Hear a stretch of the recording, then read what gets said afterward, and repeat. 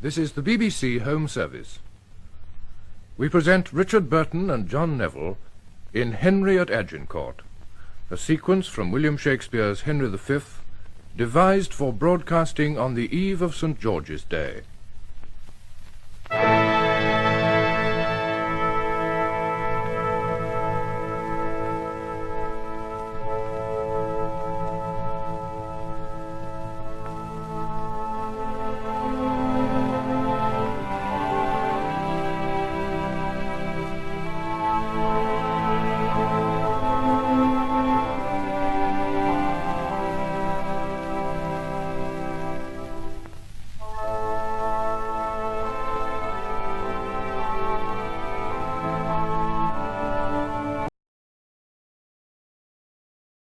When creeping murmur and the pouring dark fills the wide vessel of the universe.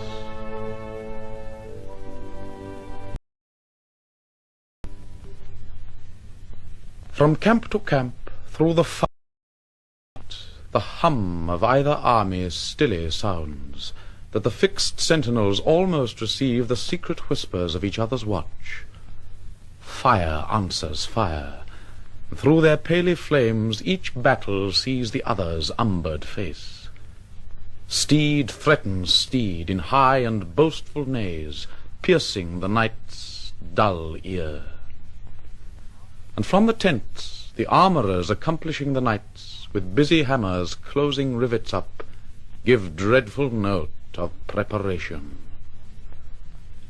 Proud of their numbers and secure in soul, the confident and over-lusty French do the low-rated English play at dice, and chide the crippled tardy-gated knight, who like a foul and ugly witch doth limp so tediously away. The poor condemned English, like sacrifices, by their watchful fires sit patiently and inly ruminate the morning's danger. And their gesture sad, investing lank lean cheeks and war-worn coats, presenteth them unto the gazing moon so many horrid ghosts.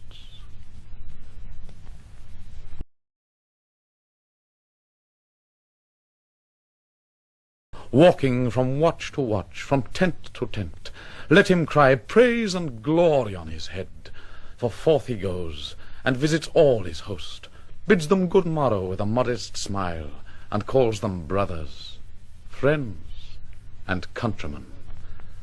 Upon his royal face there is no note how dread an army hath enrounded him, nor doth he dedicate one jot of colour unto the weary and all-watched night, but freshly looks, and overbears a taint, with cheerful semblance and sweet majesty, that every wretch, pining and pale before, beholding him, plucks comfort from his looks. A largesse universal like the sun, his liberal eye doth give to every one, thawing cold fear, that mean and gentle all behold, as may unworthiness define, a little touch of Harry in the night.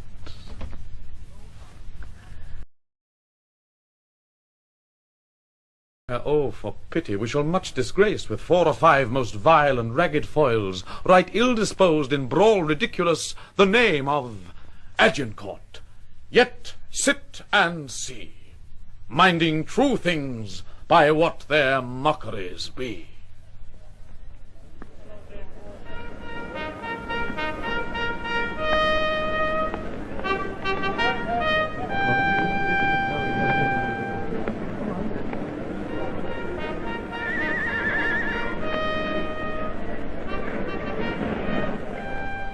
Gloucester, My liege? 'tis true that we are in great danger, the greater therefore should our courage be. Good morrow, brother Bedford. Good morrow, my liege. God Almighty, there is some soul of goodness in things evil, would men observingly distill it out. For our bad neighbour makes us early stirrers, which is both healthful and good husbandry. Good morrow, old Sir Thomas Erpingham. Good morrow, my liege. A good soft pillow for that good white head were better than the churlish turf of France. Not so, my liege. This lodging like me better, since I may say, now lie I like a king. Thy cloak, Sir Thomas. Brothers both, commend me to the princes in our camp. Do my good morrow to them, and anon desire them all to my pavilion. We shall, my lord. Shall I attend, your grace? No, my good knight. Go with my brothers to my lords of England. I and my bosom must debate a while, and then I would no other company. The Lord in heaven bless thee, noble Harry. God a mercy, old heart. Thou speakst cheerfully.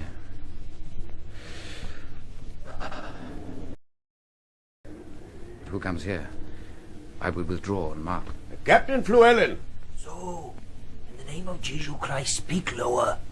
It is the greatest admiration in the universal world when the true and ancient prerogatives and laws of the wars is not kept. Captain, if you would take the pains but to examine the wars of Pompey the Great, I warrant you shall find there is no tittle-tattle or bibble-babble in Pompey's camp. Why, the enemy is loud. You heard him all night. If the enemy is an ass and a fool and a prating coxcomb, is it meet, think you, that we should also look you be an ass and a fool and a prating coxcomb? In your own conscience now.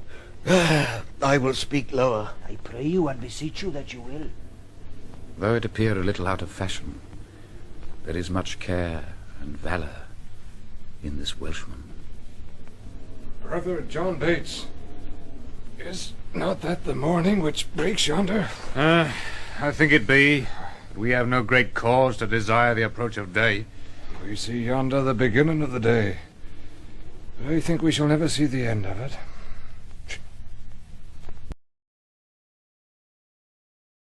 Under what captain serve you? Under Sir Thomas Erpingham.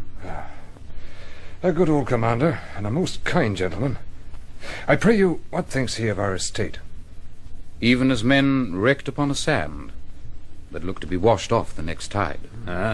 He hath not told his thought to the king. No, nor is it not meet he should. For though I speak it to you, I think the king is but a man, as I am. The violet smells to him as it doth to me, the element shows to him as it doth to me. All his senses have but human conditions. His ceremonies laid by, and his nakedness he appears but a man. Though his affections are higher mounted than ours, yet when they stoop with a like wing. Therefore, when he sees reason of fears as we do, his fears out of doubt be of the same relish as ours are. Yet, in reason, no man should possess him with any appearance of fear, lest he, by showing it, should dishearten his army. He may show what outward courage he will, but I believe as cold a night as 'tis he could wish himself in Thames up to the neck. And so I would he were, and I by him at all adventures, so we were quit here. By my troth, I will speak my conscience of the king. I do not think he would wish himself anywhere but where he is. And I would he were here alone, so should he be sure to be ransomed, and a many poor men's lives saved. I dare say you love him not so ill to wish him here alone.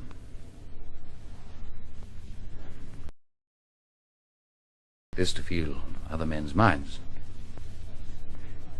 Methinks I could not die anywhere so contented as in the king's company, his cause being just and his quarrel honourable. That's more than we know. Aye, or more than we should seek after. Aye. But we know enough if we know we are the king's subjects. If his cause be wrong, our obedience to the king wipes the crime of it out of us. But if the cause be not good, the king himself hath a heavy reckoning to make. Aye. When all those legs and arms and heads chopped off in a battle shall join together at the latter day, and cry all, "We died at such a place." Some swearing, some crying for a surgeon, some upon their wives left poor behind them, some upon the debts they owe, some upon the children rawly left. Oh, I'm afeard there are few die well that die in a battle. Now, if these men do not die well, it'll be a black matter for the king that led them to it. Aye. So, if a son that is by his father sent about merchandise do sinfully miscarry upon the sea, the imputation of his wickedness by your rule should be imposed upon the father that sent him. Or if a servant, under his master's command, transporting a sum of money, be assailed by robbers and die in many irreconciled iniquities, you may call the business of the master the author of the servant's damnation. But this is not so. The king is not bound to answer the particular endings of his soldiers, the father of his son, nor the master of his servant, for they purpose not their deaths when they purpose their services. Besides, there is no king, be his cause never so spotless, if it come to the arbitrament of swords, can try it out with all unspotted soldiers. Some peradventure have in them the guilt of premeditated and contrived murder, some of beguiling virgins with the broken seals of perjury, some making the wars their bulwark that have before gored the gentle bosom of peace with pillage and robbery. Now, if these men have defeated the law and outrun native punishment, though they can outstrip men, they have no wings to fly from God. War is his beadle. War is his vengeance. So that here men are punished for before breach of the king's laws, in now the king's quarrel. Where they feared the death, they have borne life away, and where they would be safe, they perish. Then if they die unprovided, no more is the king guilty of their damnation than he was before guilty of those impieties for which they are now visited.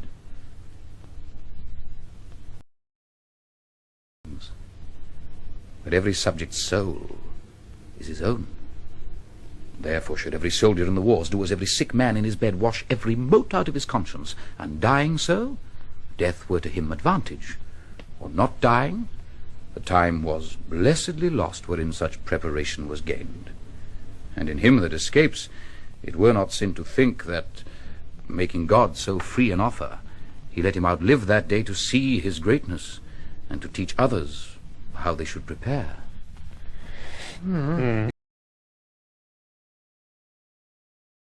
Ill is upon his own head. The king's not to answer for it. I do not desire he should answer for me, and yet I determine to fight lustily for him. I myself heard the king say he would not be ransomed. He said so, to make us fight cheerfully. But when our throats are cut, he may be ransomed, and we ne'er the wiser. If ever I live to see it, I will never trust his word after. You pay him, Bess. That's a pearless shot out of an elder gun that a poor and a private displeasure can do against a monarch. You may as well go about to turn the sun to ice with fanning in his face with a peacock's feather. You'll never trust his word after. Come, 'tis a foolish saying. Your reproof is something too round. I shall be angry with you at the time of convenient. Well, let it be a quarrel between us, if you live. I embrace it. How shall I know thee again? Give me any gauge of thine, and I will wear it in my bonnet. Then if ever thou darest acknowledge it, I will make it my quarrel. Here's my glove. Give me another of thine. There. This will I also wear in my cap. If ever thou come to me and say after tomorrow, this is my glove, by this hand I'll take thee a box on the ear. If ever I live to see it, I will challenge it. Thou durst as well be hanged. Well, I will do it though I take me in the king's company. Well, keep thy word. Fare thee well. Ah, be friends, you English fools, be friends. We have French quarrels enough. Fare thee well.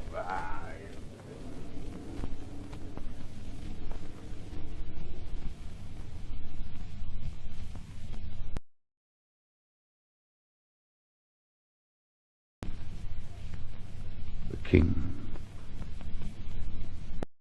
As our lives, our souls, our debts, our careful wives, our children, and our sins.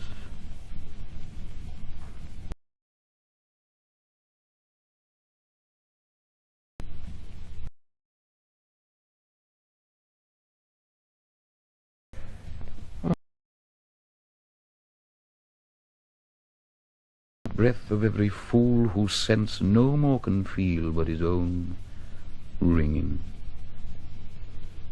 What infinite heart's ease must kings neglect that private men enjoy?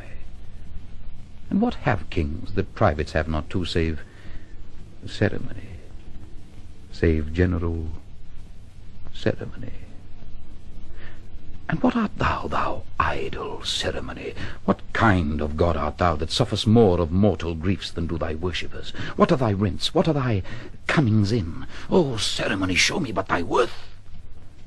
What is thy soul of adoration? Art thou aught else but place, degree, and form, creating awe and fear in other men, wherein thou art less happy being feared than they in fearing? What drink'st thou oft instead of homage sweet, but poisoned flattery? Oh, be sick, great greatness, and bid thy ceremony give thee cure. Think'st thou the fiery fever will go out with titles blown from adulation? Will it give place to flexure and low bending? Canst thou, when thou commandst the beggar's knee, command the health of it?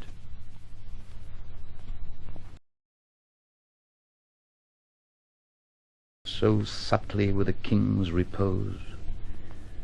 I am a king that find thee, and I know 'tis not the balm, the sceptre, and the ball, the sword, the mace, the crown imperial, the intertissued robe of gold and pearl, the farcied title running for the king, the throne he sits on, nor the tide of pomp that beats upon the high shore of this world. No, not all these thrice gorgeous ceremony, not all these, laid in bed majestical, can sleep so soundly as the wretched slave, who with a body filled and vacant mind gets him to rest crammed with distressful bread. Horrid night, the child of hell, but like a lackey from the rise to set, sweats in the eye of Phoebus, and all night sleeps in Elysium.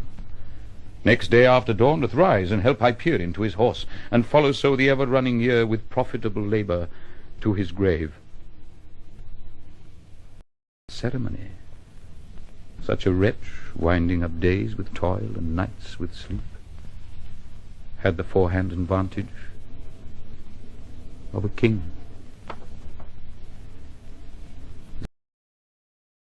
A member of the country's peace enjoys it, but in gross brain little wots what watch the king keeps to maintain the peace, whose hours the peasant best advantages. My lord, your nobles, jealous of your absence, seek through your camp to find you.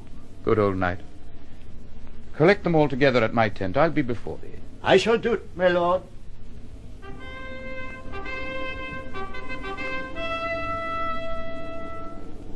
O God of battles, steel my soldiers' hearts, possess them not with fear, take from them now the sense of reckoning, unless the opposed numbers pluck their hearts from them. Not today, O Lord, oh, not today. Think not upon the fault my father made in compassing the crown. I, Richard's body, have interred new, and on it have bestowed more contrite tears than from it issued forced drops of blood. 500 poor have I in yearly pay, who twice a day their withered hands hold up towards heaven to pardon blood. And I have built 2 chantries, where the sad and solemn priest sings still for Richard's soul. More will I do. What I can do is all too little, since that my penitence comes after all, imploring pardon.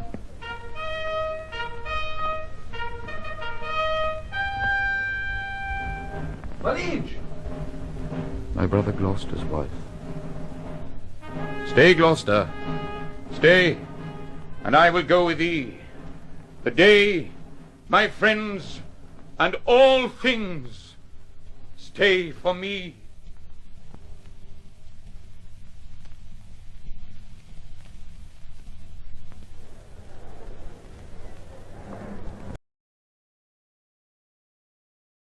His road to view their battle. Of fighting men they have full 70,000. There's 5 to 1. Besides, they all are fresh. God's arms strike with us. 'Tis a fearful odds. God be with you, princes all. I'll to my charge. If we no more meet till we meet in heaven, then joyfully, my noble Lord of Bedford, my dear Lord Gloucester, and my good Lord Exeter, and my kind kinsmen, warriors all, adieu. Farewell, good Salisbury, and good luck go with thee. Farewell, kind lord. Fight valiantly today. And yet, I do thee wrong to mind thee of it, for thou art framed of the firm truth of valour. He is as full of valour as of kindness, princely in both. Oh, that we now had here but 10,000 of those men in England that do no work today. What's he that wishes so? My Your liege. Majesty. Ah, my cousin Westmoreland. No, my fair cousin. If we are marked to die, we are enough to do our country loss. And if to live, with the fewer men, the greater share of honour. God's will, I pray thee, wish not one man more. By Jove, I am not covetous for gold, nor care I who doth feed upon my cost. It yearns me not if men my garments wear. Such outward things dwell not in my desires. But if it be a sin to covet honour, I am the most offending soul alive. No, faith, my cousin, wish not a man from England. God's peace! I would not lose so great an honour as one man more, methinks, would share with me for the best hope I have. Oh, do not wish one more. Rather proclaim it, Westmoreland, through my host, that he which hath no stomach to this fight, let him depart. His passport shall be made, and crowns for convoy put into his person. We would not die in that man's company that fears his fellowship to die with us. Day is called the Feast of Crispian. He that outlives this day and comes safe home will stand a tiptoe when this day is named, and rouse him at the name of Crispian. He that shall live this day and see old age will yearly on the vigil feast his neighbours and say, tomorrow is St. Crispian. Then will he strip his sleeve and show his scars and say, these wounds I had on Crispin's day. Old men forget, yet all shall be forgot, but he'll remember with advantages what deeds he did that day. Then shall our names, familiar in his mouth as household words, Harry the King, Bedford and Exeter, Warwick and Talbot, Salisbury and Gloucester, be in their flowing cups freshly remembered. This story shall the good man teach his son, and Crispian shall ne'er go by from this day to the ending of the world. But we in it shall be remembered. We few, we happy few, we band of brothers, for he today that sheds his blood with me shall be my brother. Be he ne'er so vile, this day shall gentle his condition, and gentlemen in England, now abed, shall think themselves accursed they were not here, and hold their manhoods cheap, whiles any speaks that fought with us upon St. Crispin's day.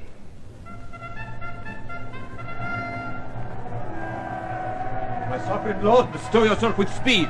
The French are bravely in their battle set, and will with all expedients charge on us. All things are ready if our minds be so. Perish the man whose mind is backward now. Thou dost not wish more help from England, coz? God's will, my liege, but you and I alone, without more help, might fight this battle out. Why, now thou hast unwished 5,000 men, which likes me better than to wish as one. Here comes the herald of the French, my lord.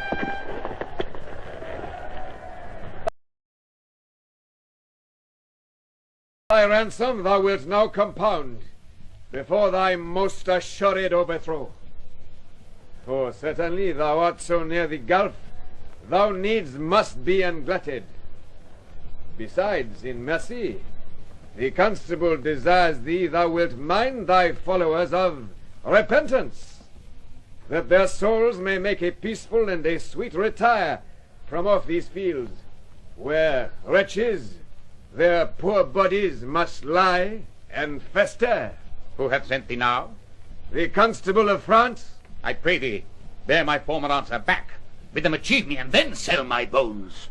Good God, why should they mock poor fellows thus? The man that once did sell the lion's skin while the beast lived was killed with hunting him. Many of our bodies shall no doubt find native graves, upon the which I trust shall witness living brass of this day's work.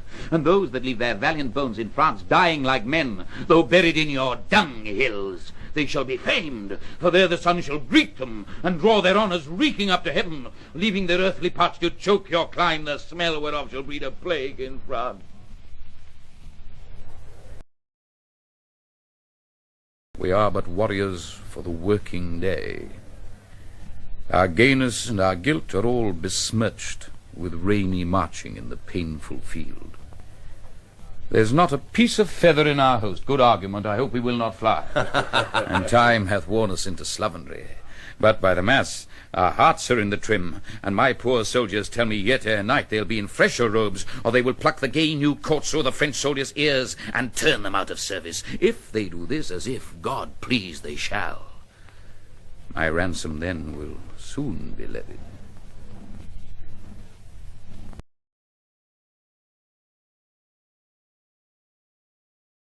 Come thou no more for ransom, gentle herald.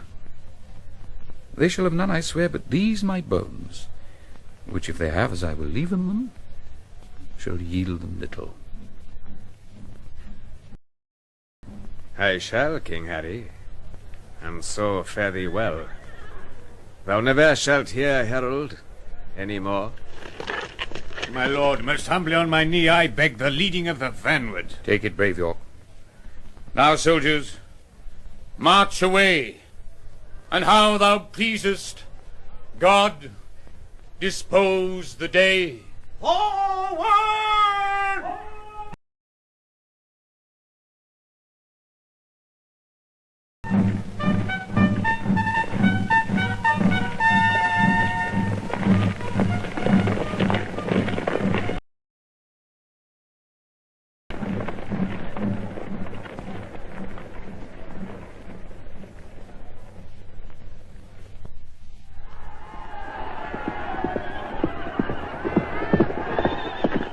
Done thrice valiant country, yet keep the French the field.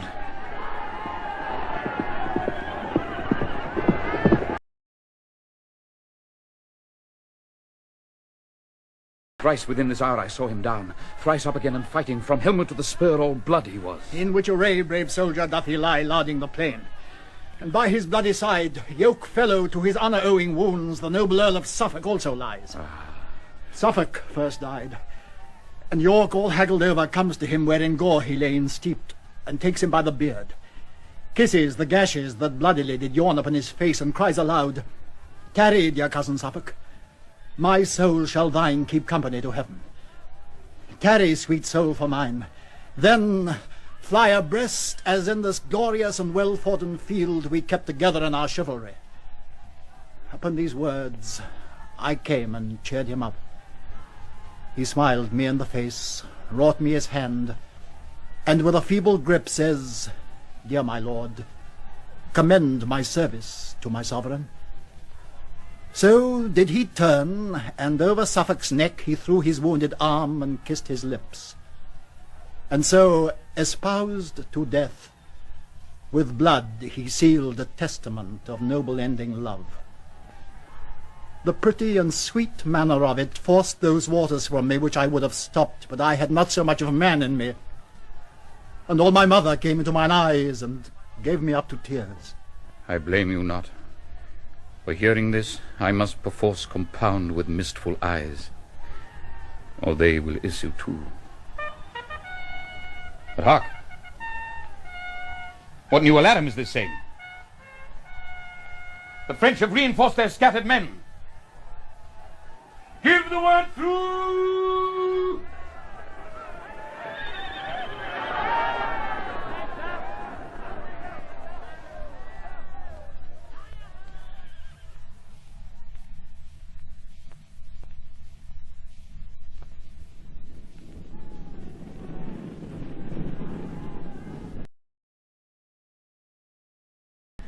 "'Tis expressly against the law of arms. 'Tis as arrant a piece of knavery, mark you now, as can be offered. In your conscience now, is it not? 'Tis certain there's not a boy left alive, and the cowardly rascals that run from the battle have done this slaughter. Besides, they have burned and carried away all that was in the king's tent, wherefore the king most worthily hath caused every soldier to cut his prisoner's throat. Oh, 'tis a gallant king." Aye, he was born at Monmouth, Captain Gower. Ah, What call you the town's name where Alexander the Pig was born? Alexander the Great. Why, I pray you, is not Pig great? Ah, The but- pig or the great or the mighty or the huge or the magnanimous are all one reckonings, save the phrases little variations. I think Alexander the Great was born in Macedon. His father was called Philip of Macedon, as I take it. I think it is Macedon where Alexander is born. I tell you, Captain, if you look in the maps of the world, I warrant you shall find in the comparisons between Macedon and Monmouth that the situations, look you, is both alike. Oh. There's a river in Macedon, and there is also, moreover, a river at Monmouth. It is called Wye at Monmouth, but is out of my brains what is the name of the other river. But 'tis all one, 'tis as alike as my fingers is to my fingers, and there is salmons in both. If you mark Alexander's life well, Harry of Monmouth's life is come after it indifferent well, for there is figures in all things, Alexander, God knows, and you know, in his rages and his furies and his wraths and his chollers and his moods and his displeasures and his indignations, and also being a little intoxicated in his brains, did in his ales and his angers, look you, kill his best friend Clytus. Our king is not like him in that. He never killed any of his friends. It is not well done, mark you now, to take the tales out of my mouth ere it is made and finished. But, I speak but in the figures and comparisons of it. As Alexander killed his friend Clytus, being in his ales and his cups, so also Harry Monmouth, being in his right wits and his good judgments, turned away the fat knight with the great belly doublet. He was full of jests and jibes and knaveries and mocks. I forgot his name. Sir John Falstaff. That is he. I tell you, there is good men born at Monmouth.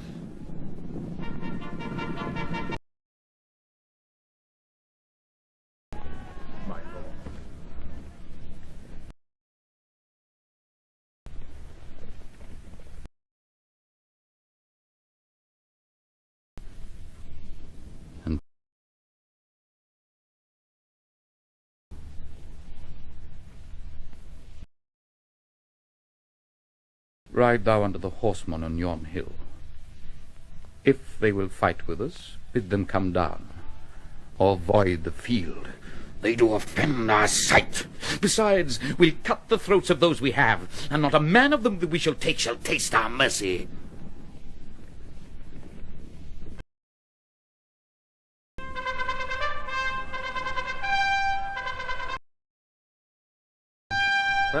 His eyes are humbler than they used to be. How now? What means this, herald? Knowst thou not that we have fined these bones of ours for ransom? Comest thou again for ransom? No, great king. I come to thee for charitable license, that we may wander o'er this bloody field, to book our dead, and then to bury them, to sort our nobles from our common men. For many of our princes, woe the while, lie drowned and soaked in mercenary blood. So do our vulgar. And their wounded steeds fetlock deep in gore, and with wild rage yerk out their armed heels at their dead masters, killing them twice.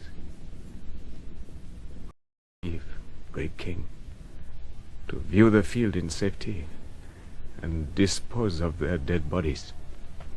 I tell thee, truly, herald, I know not if the day be ours or no. For yet a many of your horsemen peer and gallop o'er the field. The day is yours. The day is ours. The day is ours! The day is ours! The day is ours!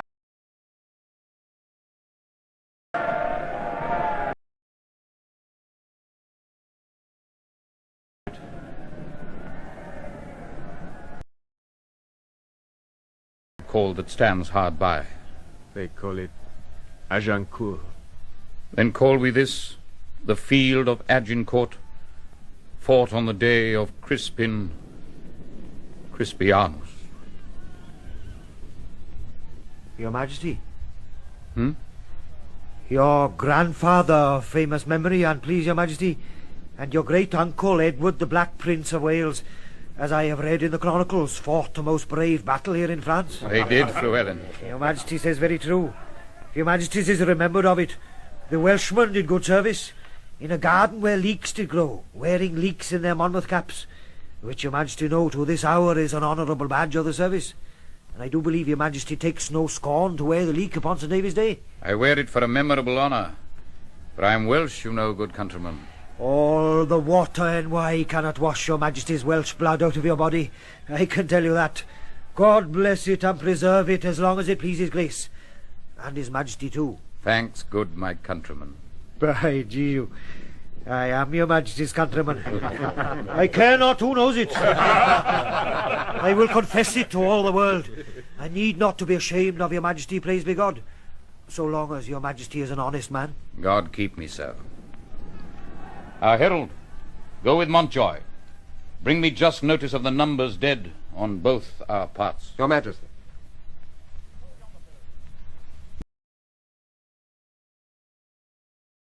King!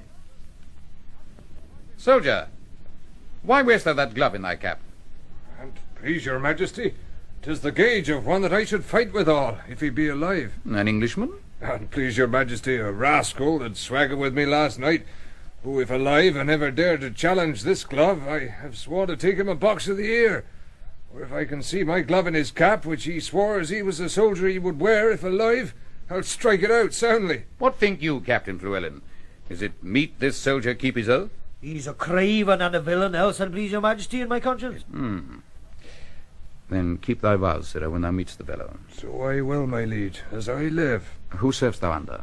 Under Captain Gower, my liege. Gower is a good captain, and his good knowledge and literature in the wars. Call him hither to me, soldier.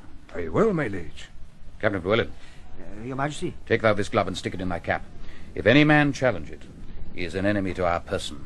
Apprehend him, and thou dost me love. Your grace does me as great honours as can be desired in the hearts of his subjects. Knowest thou Gower? He's my dear friend, and please you. Pray thee, go seek him and bring him to my tent. I will fetch him. My Lord of Warwick, my brother Gloucester. Liege? Follow Llewellyn closely at the heels. The glove which I have given him for a favour may haply purchase him a box of the ears. It is the soldier's. I by bargain should wear it myself. Follow, good cousin Warwick. If that the soldier strike him, as I judge by his blunt bearing he will keep his word, some sudden mischief may arise of it. For I do know Llewellyn valiant and touched with choler, hot as gunpowder, and quickly will return an injury. Follow and see there be no harm between them. Go you with me, Uncle of Exeter.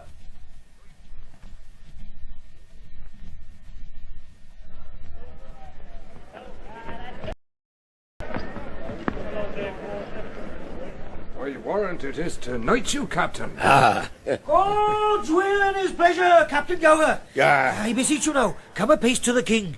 There is more good towards you peradventure than is in your knowledge to dream of. Sir. Know you this glove in my cap? Know the glove? I know the glove is a glove. I know this. And thus I challenge it. An arrant traitor as any is in the universal world, or in France or in England. How now, sir, you villain? Do you think I'll be forsworn? Stand away, Captain Gower. I will give treason his payment into blows, I warrant you. I'm no traitor. That's a lie in thy throat. I charge you in his majesty's name, apprehend him. How now? What's the matter? My lord of Gloucester. Reason come to light, look you, as usual desire in a summer's day. Here is his majesty. And now? What's the matter? My liege, here is a villain and a traitor that, look your grace, has struck the glove which your majesty has given me. My liege, this was my glove. Here is the fellow of it. And he that I gave it to in change promised to wear it in his cap. I promised to strike him if he did. I met this man with my glove in his cap, and I've been as good as my word. Oh, your majesty here now, saving your majesty's manhood. What an arrant, rascally, beggarly, lousy name it is! I hope your majesty has bear me testimony and witness and will avouchment that this is the glove your majesty has given me. In your conscience now. Soldier, give me thy glove. Sire. Look, here is the fellow of it. 'Twas I indeed thou promisedst to strike, and thou hast given me most bitter terms. And please your majesty let his neck answer for it if there be martial law in the world. How canst thou make me satisfaction?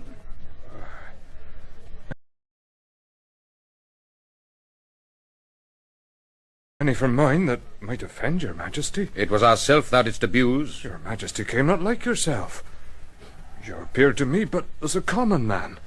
Witness the night, your garments, your lowliness. And what your highness suffered under that shape, I beseech you to take it for your own fault and not mine. For had you been as I took you for, I made no offence. Therefore, I beseech your highness, pardon me. Uncle of Exeter, My lord? fill this glove with crowns and give it to the fellow. Keep it, fellow, and wear it for an honour in thy cap till I do challenge it. Give him the crowns. Here you are, fellow. My liege. And, Captain, you must needs be friends with him. Aye, this day and this light, the fellow has metal enough in his belly. Hold! There is 12 pence for you. And I pray you to serve God and keep you out of brawls and brabbles and quarrels and dissensions, and I warrant you it is better for you. I'll none of your money. 'Tis a good shilling, I warrant you, or I will change it.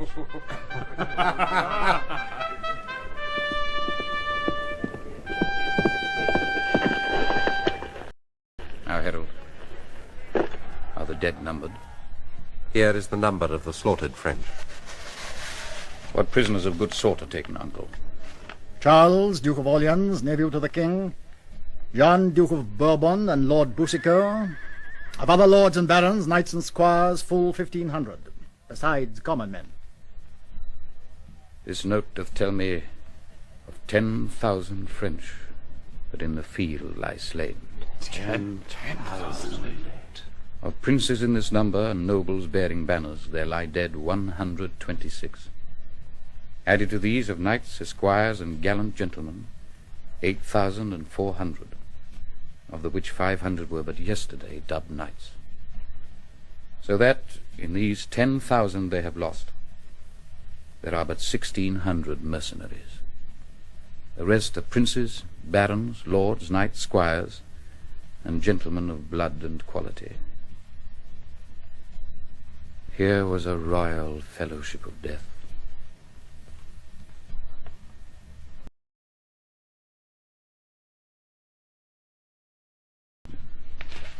Money.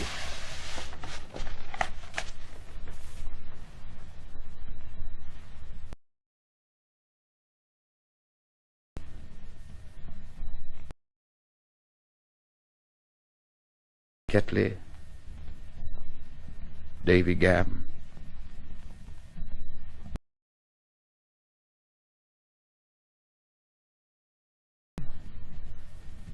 and of all other men, but 25. O God, thy arm was here, and not to us but to thy arm alone ascribe we all. Take it, God, for it is none but thine. 'Tis wonderful. Wonderful indeed. Come, go ye in procession through the village, and be it death proclaim it through our host, to boast of this or take that praise from God, which is his only. Is it not lawful, and please your majesty, to tell how many is killed? Yes, Fluellen, but with this acknowledgment, that God fought for us. Yes, my conscience, he did us great good. Do we all holy rites. Let there be sung non nobis and Te Deum, the dead with charity enclosed in clay. And then to Calais, and to England then, when ne'er from France arrived more happier men.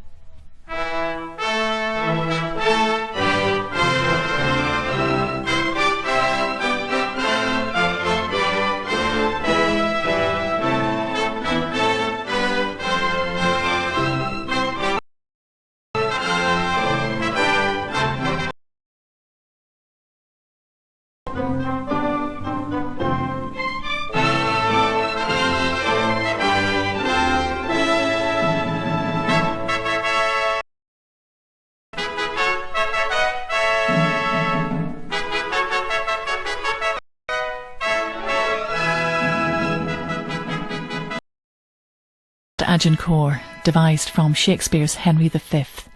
Richard Burton played Henry V and John Neville played the chorus, with Martin Lewis, Richard Bebb, John Gabriel, George Merritt, Dudley Jones, Manning Wilson, Geoffrey Matthews, Hamilton Dice, Richard Williams, Olaf Poulet and Peter Howell. It was produced by John Gibson and that was first aired in 1956.